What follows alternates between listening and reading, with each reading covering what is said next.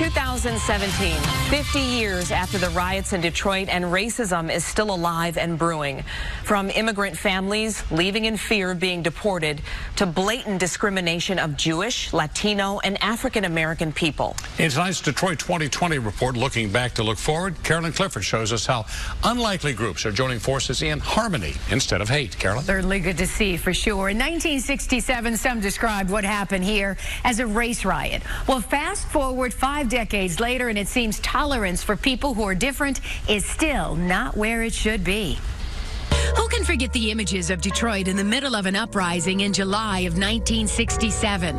Talking that stupid Spanish around here. Fast forward to today, as many question whether the same underlying racism and hate is simmering once again. They're saying the N-word directly to me, or I hear them in the hallway saying it. They said that one boy told me that black people are dumb directly to me.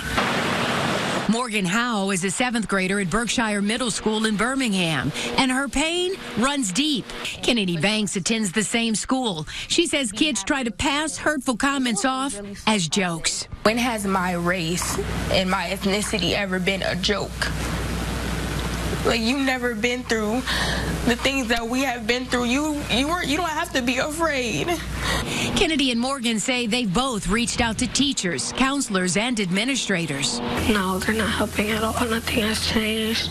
The Reverend Wendell Anthony, president of the Detroit chapter of the NAACP, says racism never went away, but it's now more blatant. We've looked at schools where children now are free and saying, go back home, talking to their Latino brothers and sisters, go back to Africa. Yes, this is my country. Oh, yes, it is.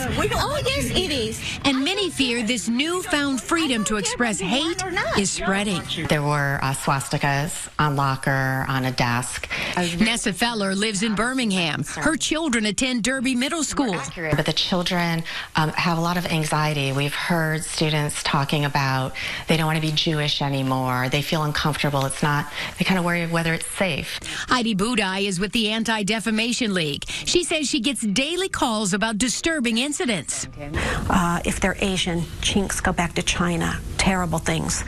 If they're Jewish students, Jews go back to Auschwitz, or we're warming up the ovens for you. Budai says it's not just in schools. Hate groups are exploding on the internet, even on college campuses. They're harder to fight.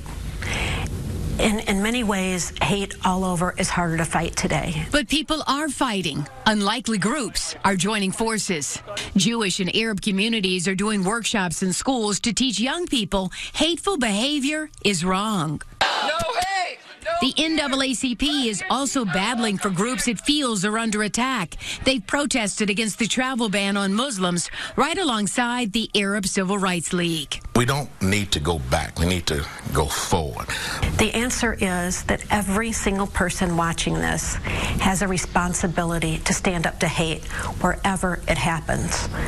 So very true. If we could all do our own little part, imagine how much better off we'd be. Meantime, we have reached out to the superintendent of the Birmingham School District several times for an interview. Here is a portion of the letter sent to the community addressing their problems. Most of our students are committed to excellence, yet over the course of this school year, we have dealt with a very small group of students that have engaged in a variety of reprehensible and abhorrent racial, cultural, and religious slurs.